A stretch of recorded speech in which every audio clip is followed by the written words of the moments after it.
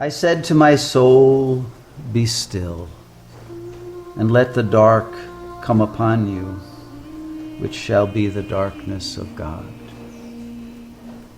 As in a theater the lights are extinguished for the scene to be changed, with a hollow rumble of wings, with a movement of darkness on darkness, and we know that the hills and the trees, the distant panorama, and the bold imposing facade are all being rolled away. Or as when an underground train in the tube stops too long between stations, and the conversation rises and slowly fades into silence, and you see behind every face the mental emptiness deepen, leaving only the growing terror of nothing to think about. Or when under ether the mind is conscious but conscious of nothing, I said to my soul, be still, and wait without hope, for hope would be hope for the wrong thing. Wait without love, for love would be love of the wrong thing. Yet there is faith, but the faith and love and the hope are all in the waiting.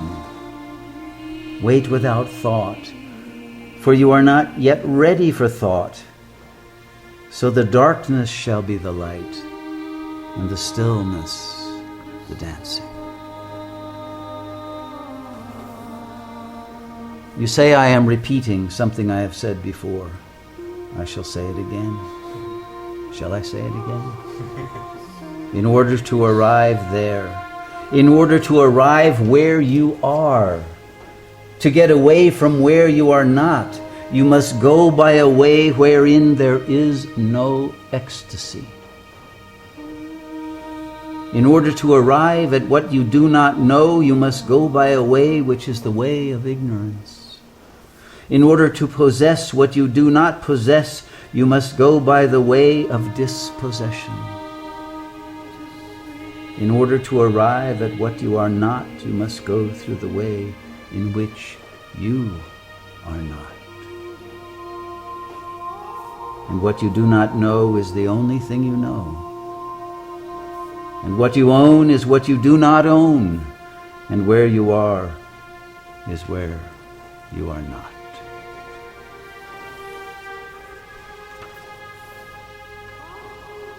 Home is where one starts from. As we grow older, the world becomes stranger, the pattern more complicated of dead and living.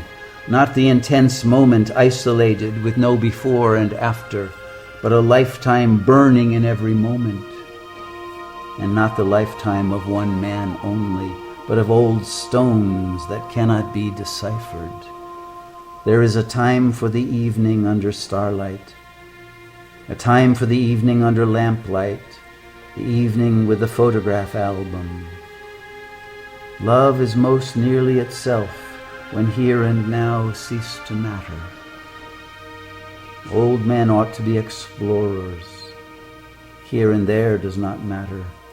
We must be still and still moving into another intensity for a further union, a deeper communion through the dark cold and the empty desolation, the wave cry, the wind cry, the vast waters of the petrel and the porpoise. In my end is my beginning.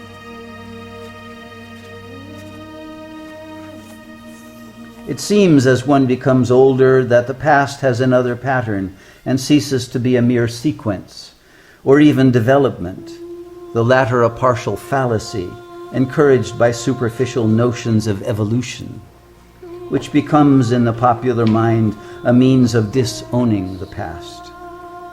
The moments of happiness, not the sense of well-being, fruition, fulfillment, security, or affection, or even a very good dinner, but the sudden illumination. We had the experience, but missed the meaning. And approach to the meaning restores the experience in a different form. Beyond any meaning we can assign to happiness. I have said before that the past experience revived in the meaning is not the experience of one life only, but of many generations, not forgetting something that is probably quite ineffable, the backward look behind the assurance of recorded history, the backward half look over the shoulder toward the primitive terror. Now we come to discover that the moments of agony, whether or not due to misunderstanding, having hoped for the wrong things or dreaded the wrong things, is not in question, are likewise permanent, with such permanence as time has.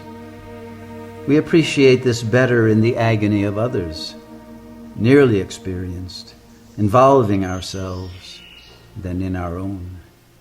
For our own past is covered by the currents of action, but the torment of others remains an experience unqualified, unworn by subsequent attrition. People change and smile, but the agony abides.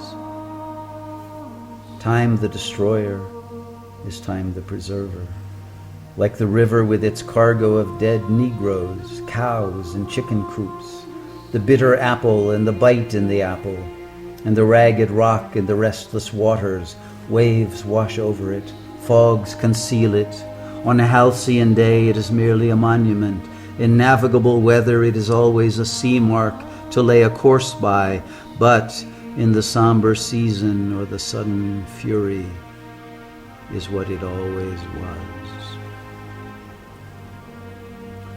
I sometimes wonder if that is what Krishna meant, among other things, or one way of putting the same thing, that the future is a faded song, a royal rose, or a lavender spray of wistful regret for those who are not yet here to regret.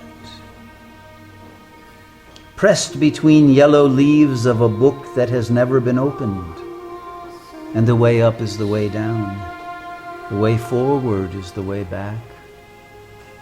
You cannot face it steadily, but this thing is sure, that time is no healer.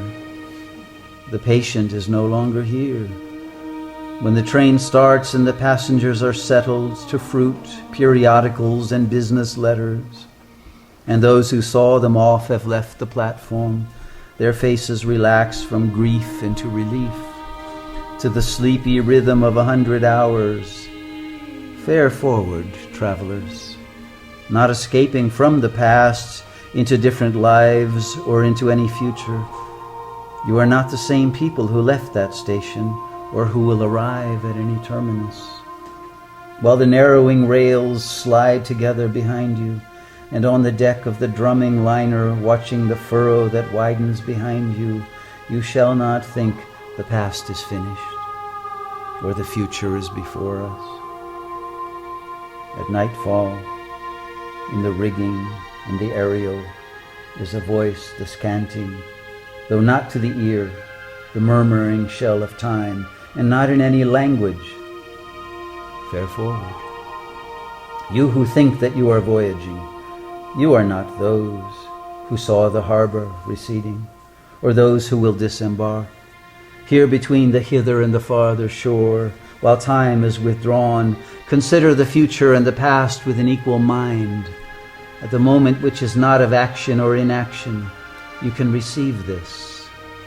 On whatever sphere of being the mind of man may be intent at the time of death, that is the one action, and the time of death is every moment, which shall fructify in the lives of others.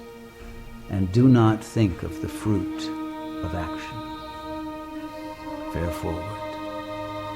O voyagers, O seamen, you who come to port and you whose bodies will suffer the trial and judgment of the sea, or whatever event, this is your real destination. So Krishna, as when he admonished Arjuna on the field of battle, not farewell, but fare forward, voyagers.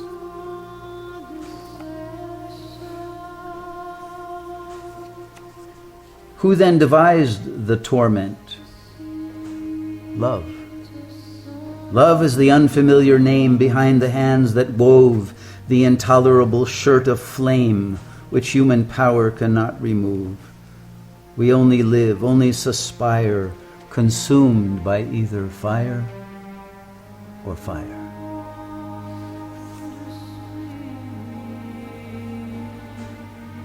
With the drawing of this love and the voice of this calling, we shall not cease from exploration.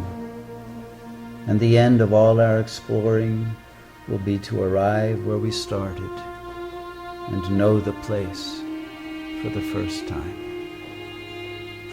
Through the unknown, remembered gate, when the last of earth left to discover is that which was the beginning. At the source of the longest river, the voice of the hidden waterfall, and the children in the apple tree, not known, because not looked for, but heard, half heard, in the stillness between two waves of the sea.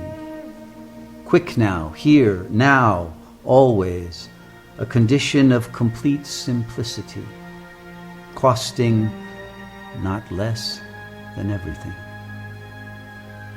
And all shall be well, and all manner of things shall be well. When the tongues of flame are enfolded into the crowned knot of fire, and the fire and the rose are one.